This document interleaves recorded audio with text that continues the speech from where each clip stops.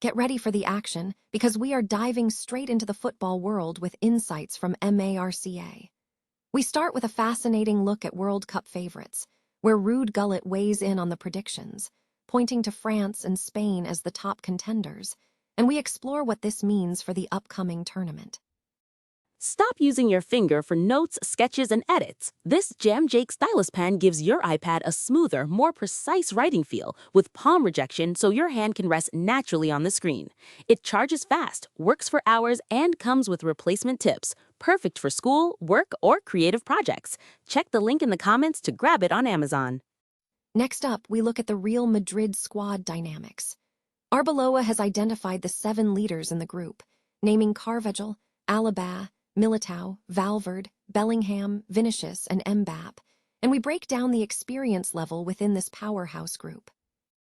We then shift focus to the coaching changes at Real Madrid.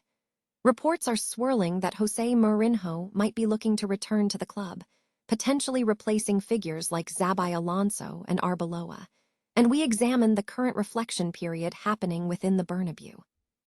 Finally, we have a major blow for Real Madrid's defense as key target Ibrahima Konate confirms his renewal with Liverpool, putting a serious damper on their strengthening plans for the 2026-27 season.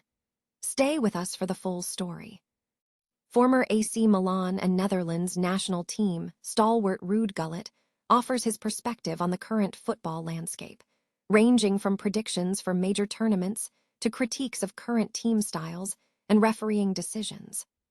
Gullit is seen as a physical presence of 1.91 m and is currently associated with the Laureus World Sports Academy in Madrid. Regarding upcoming competitions, Gullit anticipates France and Spain as the favorites for the World Cup, though he acknowledges the strong potential of the Netherlands. For the Champions League semifinals, he suggests the winner could emerge from the Bayern Munich or Paris Saint-Germain clash. On player preferences, Gullit highlights Lamine Yamal as fantastic and praises Pedri for his exceptional work ethic, emphasizing that dedication when lacking the ball is crucial. He also acknowledges the talent of Harry Kane and the prospect of seeing Messi and Cristiano Ronaldo compete in a World Cup. Discussing historical and tactical shifts, Gullit reflects on the perceived loss of essence in Italian football, arguing that the focus has shifted too heavily towards modern attacking tactics at the expense of defensive fundamentals. He believes Italian teams need to return to their core identity. Concerning the recent disputes between Real Madrid and Barcelona regarding refereeing in the Champions League, Gullit dismisses the complaints, stating that both teams have faced favorable and unfavorable officiating in the past. He suggests that the teams' differing styles, Barcelona's advanced attack versus opponents who play hard, create inherent risks, and acknowledging defeat with humility is essential in the imperfect nature of the sport.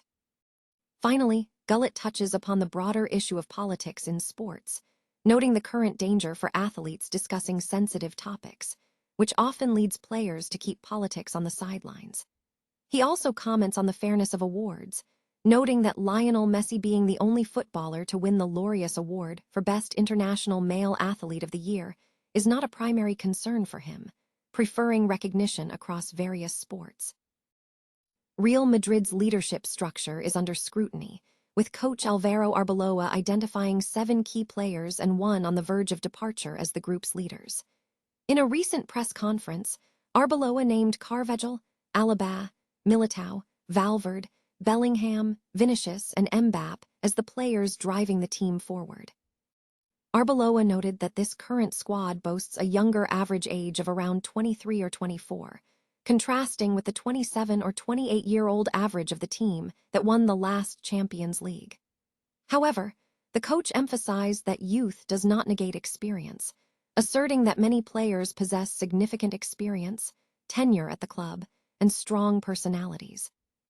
While there is ongoing debate among Madrid fans regarding who commands the dressing room, historical figures like Ramos, Cristiano Ronaldo, Modric, Benzema, and Cruz have long held this mantle.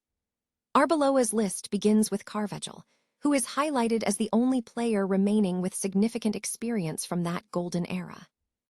Other players have clearly absorbed leadership roles within the group, including Valverde, Alaba, and Vinicius. The inclusion of the Austrian, Alaba, is not surprising despite his impending departure. His influence was evident when he calmed Vinicius during a match against Bayern Munich, an incident that gained significant social media traction. Arbeloa further named Bellingham, who secured the recent Champions League title with the club in London, and Kylian Mbappe. Regarding the French star, Arbeloa defended him against criticisms of commitment, citing his experience and his achievement of winning the World Cup at just 18 years old as evidence of his mental preparedness. Real Madrid is currently undergoing a significant period of internal reflection, which is expected to culminate in key decisions regarding the boardroom, the coaching bench, and the squad. Amid this uncertainty, speculation is mounting regarding the future of Portuguese manager José Mourinho.